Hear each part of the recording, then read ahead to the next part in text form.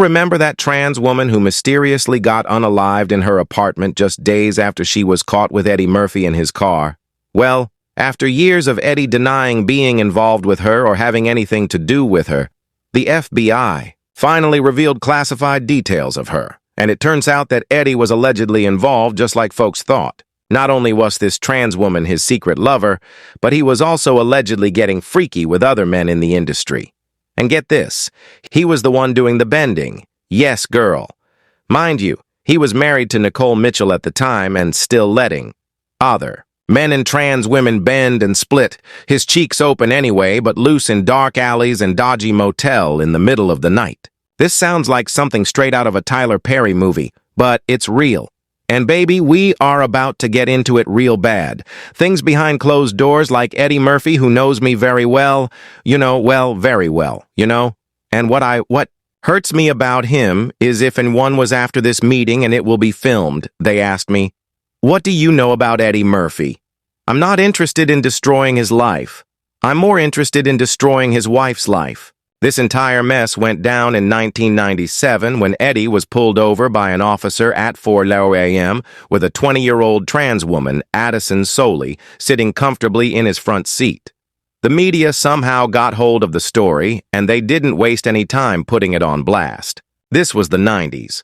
So a black comedian with a wife and kids getting caught at 4 a.m. with a trans in his passenger seat was definitely enough to have everyone and their mama side eyeing the hell out of Eddie.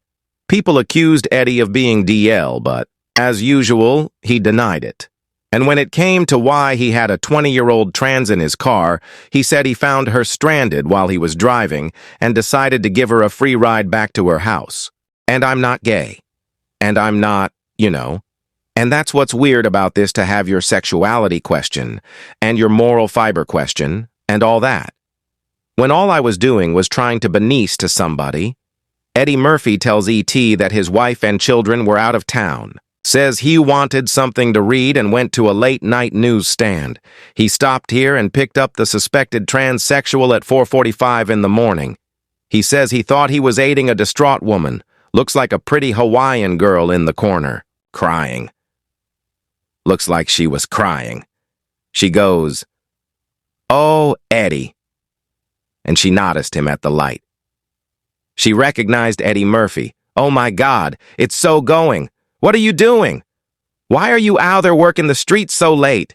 She goes, "Oh, I'm on my way home. Can you give me a ride home?" Police tailed them for 2 miles before pulling him over. Police say he is guilty of no misconduct, but there was a warrant out for the alleged.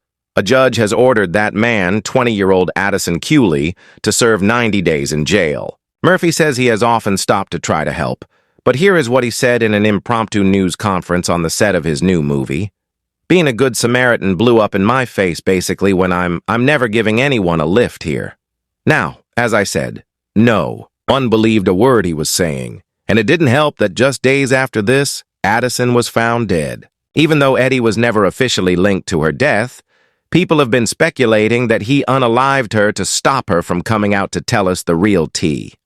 Now, if that's true, Eddie wasn't as fast as he thought he was, because the media got to her first. And baby, her story was very different from whatever Eddie and his team cooked up. So, the National Enquirer decided to be messy by paying her $15,000 bail when she got arrested.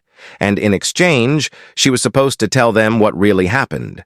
The National Enquirer later published an article titled Eddie Murphy's Secret Life. And inside that article, Atisuni revealed that she was hanging by the roadside looking for Mento take her home as she usually does when Eddie drove up to her and asked her to get in.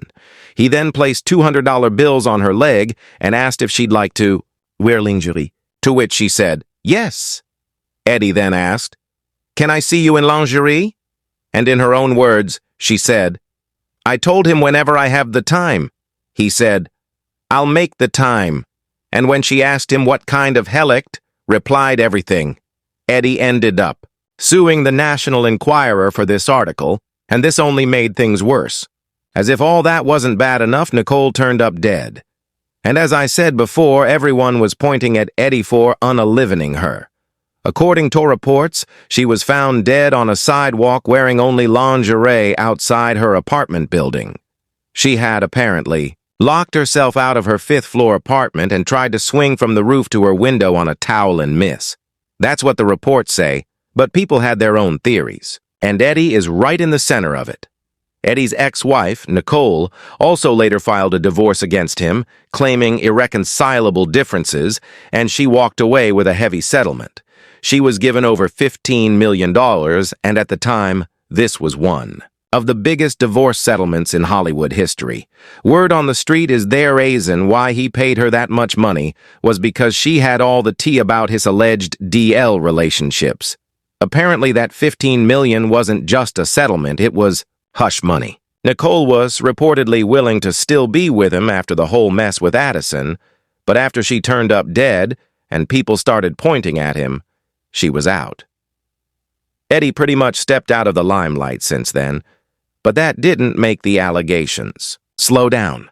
In fact, more people came out about their alleged DL relationships with him. One of those men was a male called Flash, who revealed during an interview with Armin Wiggins that he saw Eddie and Johnny Gill passionately kissing at a party in Hollywood.